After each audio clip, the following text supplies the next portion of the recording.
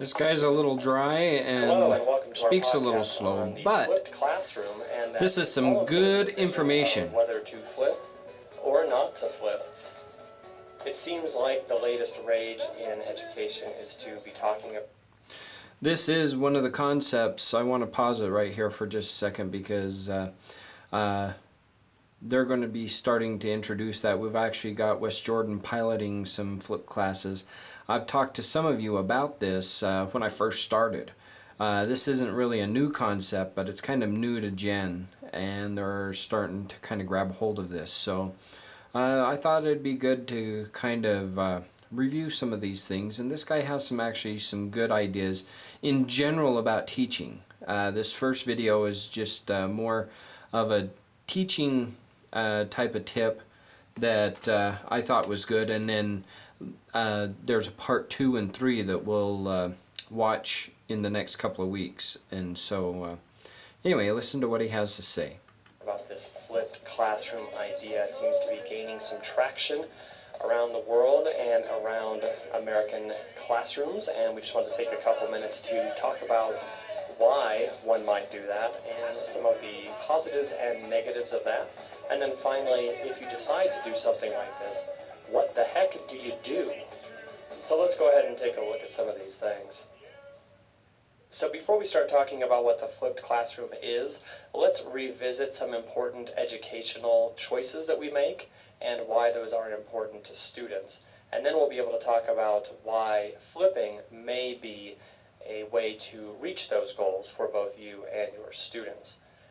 The way I like to be talking about lesson planning and year-long planning is a model that I have stolen from my wife, who teaches at the local university, and she calls it TEMP, and that is an acronym for T, which is where we actually teach something very explicitly, E, where we provide examples of whatever is being taught, M is where we, the experts as teachers, would model the skill or the equation balancing or the reading strategy, whatever we are teaching.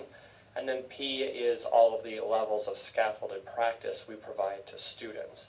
And so, yes, it is a way to really heat up a lesson, but I think it's an important way for us to remember to take all of these scaffolding steps. Oftentimes we say something, assume kids know what it is, and then instantly throw them into practice. Unfortunately, we've potentially skipped some of these important steps for our learners. A way that I think about TEMP is that the TEMP progressions can be both vertical and horizontal. And what I mean by that is this. A vertical TEMP in my planning book would be something that is taken care of within a day or two. So for example, maybe a new way of balancing an equation in chemistry, a new way of implementing a formula in physics, a literary term such as the simile. Within a day or two, we could probably tell them what that is, so that's the T part. We could then show them examples. We could then model for them how we as readers may discover a simile, and then model how we think through the deeper meaning of that. And then finally, we could provide levels of practice for those students. Full group practice, moving to small group, moving to the individual and independent level. I don't think this is anything revolutionary in terms of lesson planning. We've heard this before through ed schools. They've called it gradual release or scaffolding, but I like the acronym that my wife has come up with that just reminds us to take all of these explicit steps.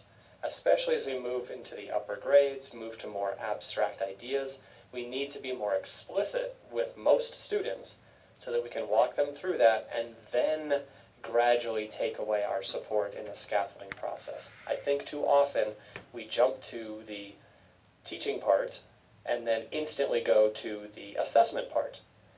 I told you what a simile is. Now go through this difficult poem and find all the similes and tell me how that relates to the theme. I think we're missing some steps. I think TEMP will help us. The other way I think TEMP is important is not only in the vertical axis, but in the horizontal axis. And we need to be looking at our year-long progression.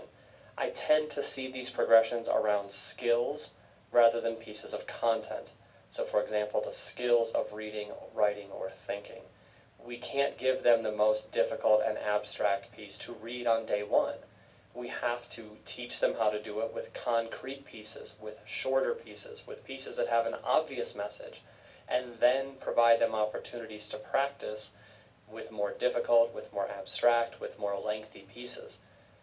So while we may teach them a reading skill over 1 or 2 days, the modeling for that might also take 1 or 2 days, but then it's going to be circled back to throughout the entire year as we go from August to May.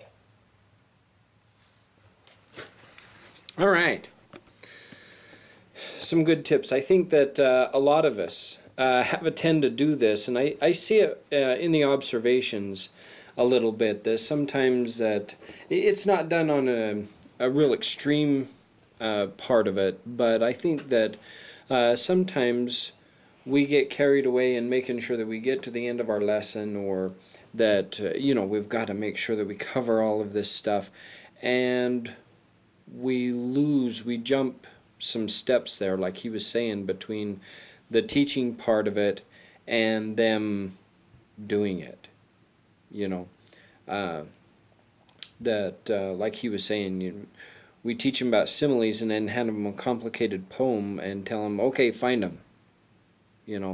Sometimes that jump is a little bit too great. And later on in some of the other in-services that we're going to be having, I am preparing to do some obstacles in learning type of a training thing. And so this is a good first step to kind of think of, even before we get into the flipped classroom part. What are you doing in your classroom, and how are you presenting those subjects to your students?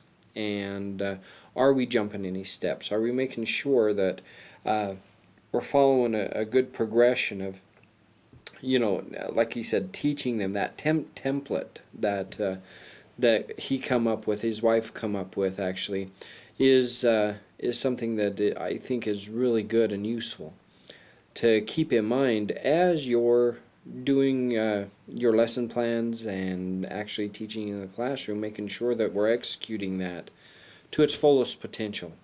So, anyway, just a quick tip on that, and a welcome to week 7. We just got the survey results, and they turned out very well. We are at a 4.56, which I do believe, I haven't checked Boise, but we're ahead of all the other campuses as far as the survey results. So another good showing, just like last quarter. In fact, the lowest score that anybody got was a 4.0, which isn't too necessarily bad. We want them at that 4.35 area. Anything lower, we're a little concerned with, but it isn't as extreme as dropping below that 4.0 area, which nobody did. So no major concerns out there, and good showing on survey results. Comments were really good.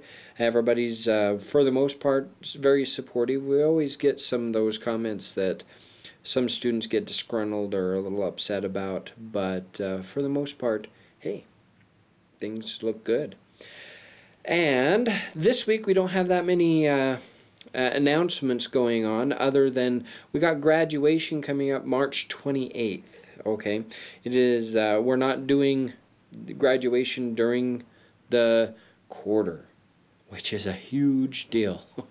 I know that you guys will be excited about that. So Thursday classes are on finals week. You will have classes. Graduation will be the week after, on the 28th. So some good news there, I think, that you'll be pleased about.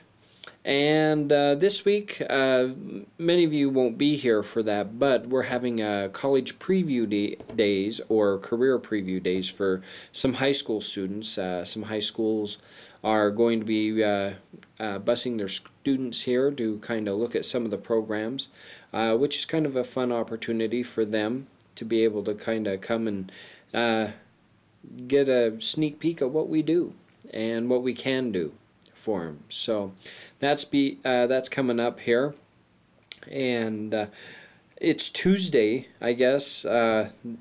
Now that you're watching this, we had a holiday on Monday. I hope that you had a good time on that. So we got a short week. Please make the most of it and enjoy this week and soak in some of those teaching tips. Okay, next week we'll do part 2. So without any further ado, I will bid you goodbye for one more week. Bye bye.